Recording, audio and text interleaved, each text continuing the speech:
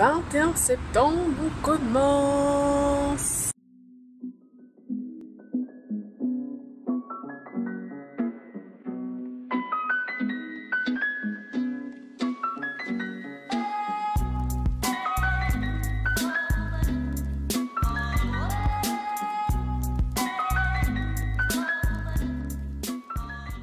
Bienvenue sur la chaîne YouTube d'Atelier 316, habiter l'intérieur, vivre l'extérieur, bien habiter pour mieux vivre.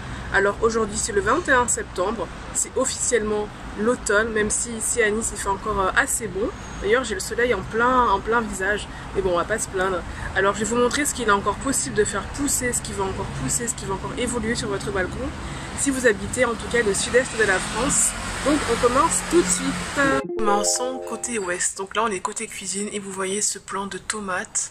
Je peux même pas l'atteindre, hein. Vous voyez, il est tellement haut. Bon, il est mis sur le rebord de la fenêtre, mais en tout cas, lui, il est trop bien. On a des petits fruits qui commencent à apparaître, tac, et surtout qui commencent bien à rougir, à avoir des couleurs.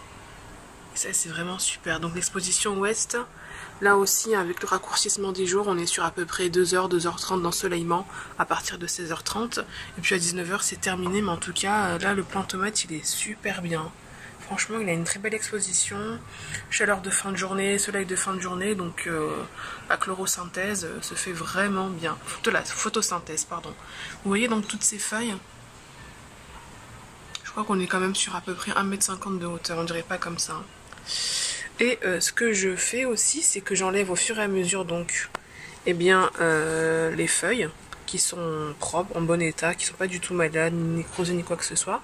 Et je les mets bien sur la surface et franchement, c'est plutôt pas mal, hein. Ça se décompose et c'est, je crois que c'est nourrissant pour la plante. Donc à tester. Et puis à côté, on a cet agrume qui pousse. Alors là, à l'odeur, je crois que c'est plutôt quelque chose d'un peu sucré, un peu comme une orange ou une clémentine à mon avis. Et voilà quoi, il pousse hyper bien et je suis super contente. Donc maintenant on va de l'autre côté, mais en tout cas vous avez vu ce qu'il est possible de faire pousser sur un petit rebord de fenêtre. Tout ça c'est vraiment côté ouest depuis l'été. Ça pousse. Alors ce que j'aime le moins quand même quand le mois de septembre arrive, c'est le raccourcissement des jours. C'est-à-dire que là il est à peine 11h moins quart, on a déjà de moins en moins d'exposition au soleil. C'est-à-dire qu'on est à peu près sur 2h. 2h, 2h30 d'exposition de balcon exposé à la lumière directe du soleil. Bon, 2h30 ça va, c'est encore bon, mais vivement le changement d'heure où on aura pendant quelques jours le soleil, par effet justement du changement d'heure, le soleil qui sera un peu plus tôt, mais après ça va pas durer. Donc là pour l'instant, les plantes se portent plutôt pas mal, mais c'est vrai qu'on n'est plus du tout à 3-4 heures d'ensoleillement comme on pouvait l'avoir au cœur du mois de juillet ou même encore au mois d'août. Cela dit, il est encore possible de voir les végétaux se développer, que ce soit des plantes comestibles ou bien tout simplement des plantes ornementales ou des végétaux qui ne produisent pas de fruits. Si vous avez des fraisiers, surtout des remontants, donc des variétés qui produisent au moins 2 fois par an, sachez que c'est la période de la seconde récolte. Donc là on voit, tac, c'est en train aussi de rougir. Donc vraiment le mois de septembre c'est vraiment le mois de la récolte. Tout ce qu'on a semé les mois précédents commence vraiment à porter du fruit et donc on peut commencer à récolter et ça c'est vraiment une satisfaction incroyable. C'est par exemple donc comme je vous le disais le temps des fraises avec des petits fruits qui commencent à apparaître et qui vont être comestibles d'ici une dizaine de jours, voici.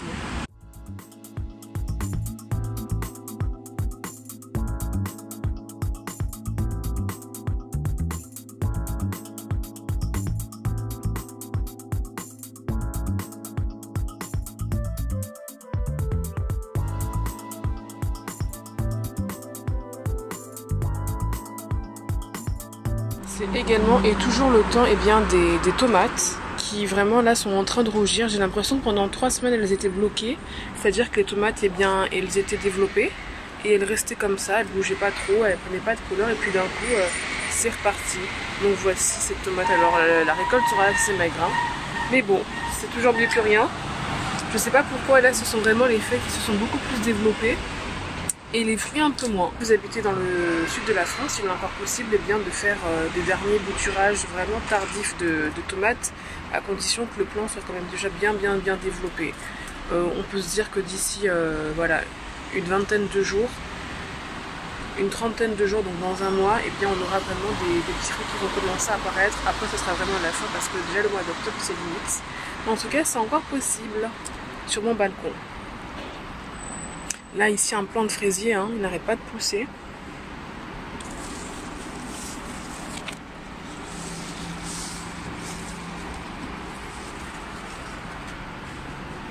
Là, c'est la mélisse. Alors ça a vraiment été une bonne chose que de clairsemer, puisque le plant là, il est vraiment vigoureux. Contrairement aux autres petits plants, et bien justement, qui étaient petits, qui étaient un petit peu nécrosés, un petit peu blanchis. Là, le fait d'avoir un peu plus de place et d'en laisser qu'un seul, ça permet vraiment aux plantes et aux feuilles de bien se développer, et ça, c'est très important. Alors là, on a aussi un plant de fraisier qui se développe.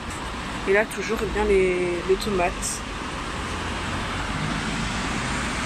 Les tomates ici, on a donc là des futures grappes qui sont en train de grandir, de se développer. On aura des fruits à mon avis d'ici aussi une vingtaine, trentaine de jours, à condition d'avoir toujours un bon éclairage et des températures assez clémentes. Mais dans le sud de la France, on n'a pas trop à se plaindre, et puis heureusement ou malheureusement, mais le réchauffement climatique joue en la faveur des récoltes tardives. Donc ici aussi on a une grappe. Et voilà, donc là le plant de tomates il va pas tarder, hein. Là je suis assez contente. Les plants de grâce, ça pousse toujours aussi bien. Donc vous voyez ce plant, là ça se développe. Là on a vraiment des bébés figuiers de barbarie qui se développent. Là on a ce figuier de barbarie qui commence à avoir une belle forme, donc il est encore minuscule, hein. Il est quand même au petit stade, hein. C'est un stade vraiment de bébé très jeune. Mais quand même, il a quand même grandi depuis le temps que je l'ai semé, et ça c'est vraiment super. Donc là il a quand même une bonne exposition, il a encore du soleil pendant 2h30, 3h, ce qui est plutôt pas mal.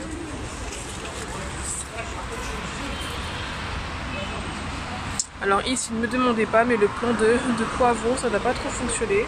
Je ne sais pas pourquoi, mais en tout cas, il est là, on va le laisser comme ça, et puis c'est pas grave. Le figuier, il est là, il stagne, et j'ai vraiment hâte de le mettre en plein terre, parce que là, je sais qu'il sera vraiment productif. En attendant, il a fait de nouvelles feuilles, et ça, c'est vraiment un bon signe, un très bon signe. C'est de variété de chlorophytum, hein. Le chlorophytum, ça pousse hyper bien, donc n'hésitez pas, si vous voulez des plantes ornementales, ou juste... Voilà, vous vous initiez aux plantes, les chlorophytum, en particulier à l'extérieur, ça pousse hyper bien. Voici, on a des nouveaux bébés qui sont en train de sortir. Donc voilà ce qu'il est possible de faire pousser sur votre balcon, et bien au mois de septembre. Là, c'était censé être un super beau plant de courgettes, hein, comme vous l'avez reconnu, mais là, franchement, ça ne donne rien du tout. Alors, qu'est-ce qui se passe? Est-ce que c'est la terre qui est pas bonne? Est-ce qu'il est trop tard dans la saison? C'est aussi possible, je ne sais pas, mais je suis un peu déçue. Les courgettes, ça a été le flop total cette année. Ça n'a rien donné. Dans ce pot, là, il y a des figues. J'ai semé des graines de figues, donc j'ai hâte de voir si ça va sortir ou pas.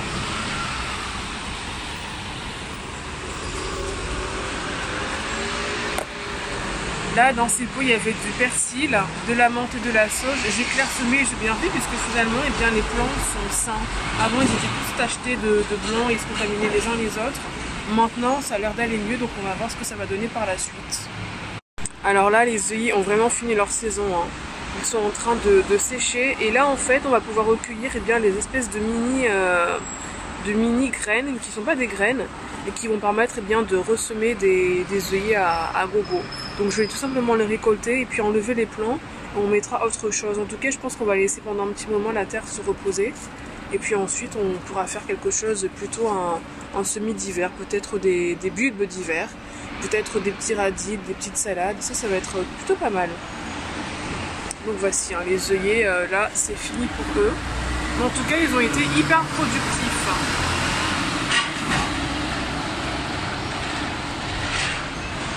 Alors là, le rempotage d'avocatier, ça a été la catastrophe. La catastrophe, je ne sais pas pourquoi. Bon, celui-ci, je sais qu'il va repartir parce qu'on a des feuilles, mais je ne sais pas pourquoi. Est-ce qu'il n'y a peut-être pas assez de racines? Je ne sais pas. Et là, eh bien, les noyers de Grenoble aussi, ils sont en train un peu de mourir, j'ai l'impression. Il y a des taches blanches qui sont nécrosées, je ne sais pas pourquoi. Est-ce que c'est un manque de lumière? Je pense pas. Parce que c'est pas non plus un arbre de lumière, hein. C'est pas un arbre du sud, mais je sais pas pourquoi ça prend pas très bien ici. On va peut-être quand même les changer et puis au pire on va juste remettre des noix de Grenoble et on va voir ce que ça va donner pour la saison prochaine. Par contre les avocatiers, eux, voilà, qui n'ont pas été rempotés, ils poussent hyper bien. Toujours des nouvelles feuilles, ils n'arrêtent pas, ils n'arrêtent pas, ils n'arrêtent pas. Ils continuent vraiment et puis je sais que là dans quelques semaines, vraiment au mois de novembre, ça va un petit peu stagner et puis il va se mettre en repos. Mais en tout cas, sachez que les avocatiers, les manguiers, bref, les fruits un petit peu, les fruits et les légumes tropicaux, ça pousse hyper bien dans le sud de la France. Donc continuez à leur faire prendre le soleil, etc. Là, le bébé chêne, pas tarder aussi à le rempoter. Parce que franchement, le pauvre, il stagne et il survit bien. Hein. Il est costaud, mais on va devoir le rempoter. Hein. Sinon, il va végéter, ça va pas être Dracena. Voilà. On est, je crois, à peut-être 15 cm de tige. Donc c'est vraiment, pour moi, c'est incroyable. Hein. Parce qu'au début, ça donnait rien. Mais c'était le temps de l'adaptation dans le nouveau pot. Et là, ça n'a pas arrêté de pousser grâce au soleil. Donc n'hésitez pas, si vous avez des plantes un petit peu exotiques, un petit peu tropicales, comme les palmiers, les Dracena, ça pousse hyper bien. Et la couleur est super jolie, la couleur des feuilles. Avec ce rouge sur le bord et sur les bords de l'extrémité des feuilles, c'est très beau. Ensuite, on a la ZZ plante. Ma foi, bon, pour l'instant, c'est là. Ça, je pourrais pas donner de verdict. Est-ce que ça stagne? Est-ce que ça pousse? Est-ce que ça prend racine à l'intérieur? Je ne sais pas. En tout cas, il faut pas trop arroser. Ça n'a pas nécessairement besoin de beaucoup trop de soleil. Contrairement au chlorophyton qui lui, eh bien, ne stagne pas, il n'arrête pas de pousser. C'est vraiment chevelu, c'est vraiment touffu. Et ça, c'est vraiment ma joie. Par contre, la misère, elle est en train de dire bye bye, j'ai l'impression. Mais bon, à suivre. Toujours temps et toujours possible, et bien évidemment, et bien d'avoir une petite culture de plantes grasses. Vous voyez, là, ça pousse. Elles sont vraiment bien. Elles ont un petit peu de lumière directe pendant 2 heures. Et puis ensuite, voilà, la luminosité parce qu'il fait quand même assez lumineux. Même si elles n'ont pas le soleil directement. Et ça pousse. Vous voyez ce pot là, ils sont nombreux. Donc ça pousse. Les fleurs déjà aussi. Tout pousse. Les plantes grasses, c'est vraiment la culture facile. Là c'était censé être des courgettes bien productives, mais encore une fois ça ne prend pas trop. Alors je sais pas pourquoi les courgettes ça marche pas chez moi, mais je sais que chez vous ça marchera en fait. Hein. De toute façon là c'est la fin de la saison, on arrête les courgettes et on recommencera l'année prochaine. Donc là je vais continuer d'arroser le pot pour la forme, mais sinon voilà, c'est terminé. Nous on recommencera l'année prochaine avec une méthode différente je pense. Par contre vous voyez le basilic qui a été bouturé, donc il a pris racine. Là non, il pousse. Mais il est nécrosé, donc on va enlever toutes les feuilles qui sont tachées pour qu'il soit bien, le plus en bonne santé et le moins contaminé.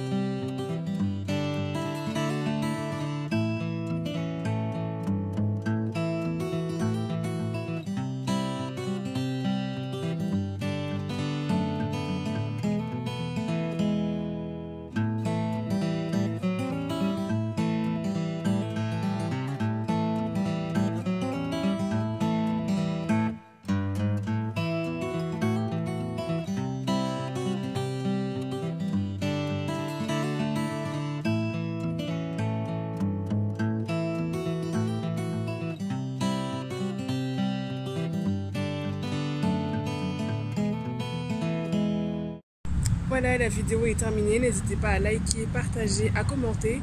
On se dit très vite pour une prochaine vidéo. Et d'ici là, portez-vous bien. Shalom!